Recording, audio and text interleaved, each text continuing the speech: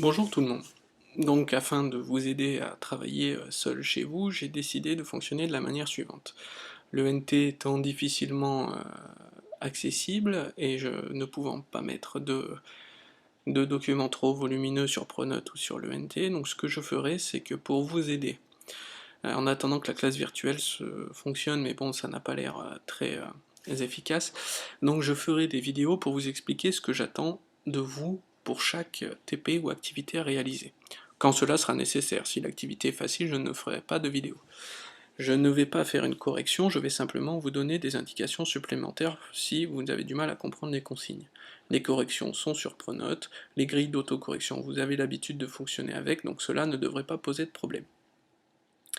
Alors aujourd'hui on travaille sur le premier TP de ce nouveau chapitre de cette nouvelle partie, sur l'étude d'une maladie monogénique. Monogénique, ça veut dire qui n'est dû qui résulte du mauvais fonctionnement que d'un seul gène.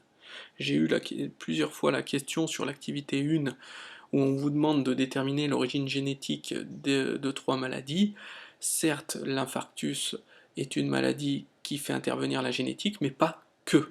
Donc on ne parlera pas de maladie génétique. Une maladie génétique, c'est un terme réservé pour les maladies qui ne sont dues qu'à la génétique, où l'environnement ne joue pas un rôle, ou d'autres composantes. Voilà, donc revenons à notre TP. Donc vous avez une petite explication de ce qu'est la drépanocytose, et donc le problème, justifier l'origine monogénique de cette maladie. La première partie correspond à un travail que vous avez déjà fait sur la mucoviscidose, c'est-à-dire la réalisation d'un tableau comparatif des conséquences de cette maladie aux 3 échelles de phénotype, moléculaire, cellulaire et macroscopique. Et une petite question pour montrer comment ces échelles de phénotype sont reliées les unes aux autres. Vous avez les documents ici. Voilà, donc je vous laisserai lire tout ça.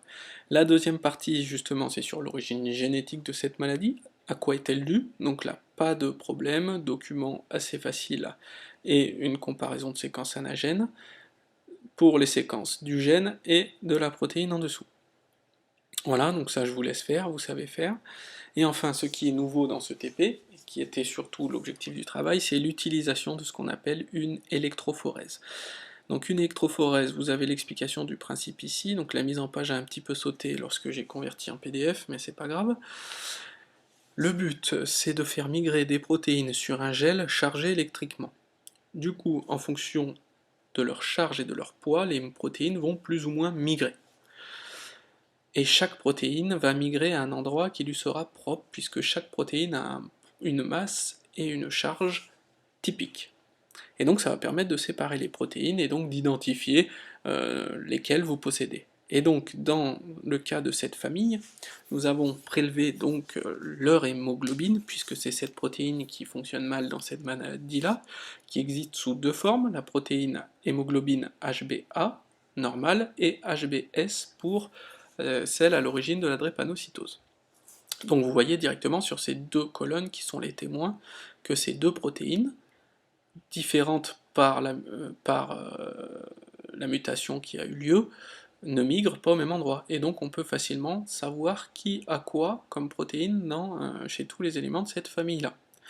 Donc ce sera à vous de comparer, premièrement, est-ce qu'il y a une ou 2 tâches, donc ce qui prouvera que l'individu a une ou 2 protéines différentes pour l'hémoglobine, et si savoir s'il est hétérozygote ou pas, et s'il est homozygote, s'il n'en possède qu'une, vous pourrez en comparant avec les témoins savoir auquel il correspond.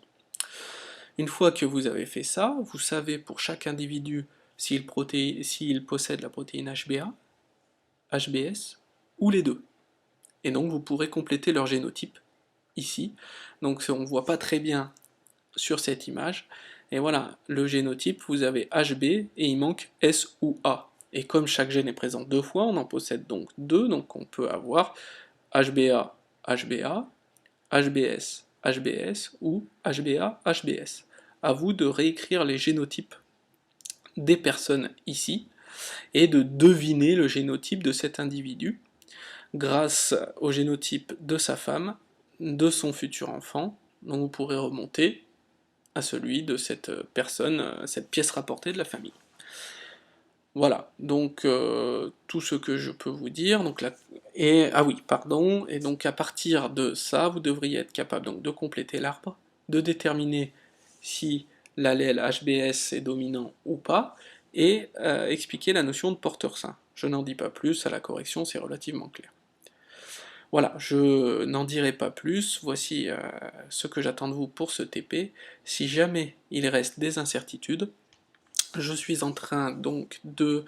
je vous enverrai par internet, pardon, par l'ENT, un lien qui vous permettra d'accéder à ce qu'on appelle ma classe virtuelle, et on décidera ensemble, je vous communiquerai un jour et une heure sur lequel je serai connecté sur ce serveur, et donc vous pourrez vous connecter à votre tour et me poser les questions que vous souhaitez, soit grâce à votre micro, donc oralement, soit via un chat. Vous verrez, c'est très facile d'utilisation.